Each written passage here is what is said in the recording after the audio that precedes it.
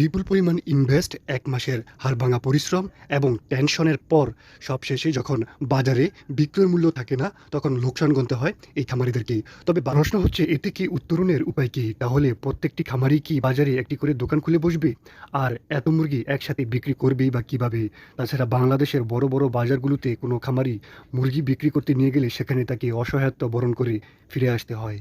এদিকে বাংলাদেশের পোল্ট্রি প্রতিষ্ঠানগুলো প্যারেন্টস স্টক থেকে শুরু করে ডিম উৎপাদন, বাচ্চা হ্যাচিং, মুরগি প্রতিপালন এবং মুরগিকে প্রসেসিং করে বাজারজাতকরণ এবং মুরগি প্রতিপালনে ফিড তৈরি সহ সম্পূর্ণ কাজটি করে থাকে। অন্যদিকে ব্যক্তি পর্যায়ের উদ্যোক্তারা বাচ্চা ক্রয়, ফিড ক্রয়, মেডিসিন ক্রয় এবং মুরগি বিক্রি থেকে শুরু করে সব দিক থেকে তাদেরকে অন্যের উপর নির্ভরশীল হয়ে চলতে হয়। চাইলেই তো আর স্বয়ংসম্পূর্ণ হওয়া যায় না। সেই জন্য দরকার প্রচুর অভিজ্ঞতা এবং প্রচুর ইনভেস্টমেন্ট। এই ভিডিওতে সেই বিষয়টি তুলে ধরা হয়েছে।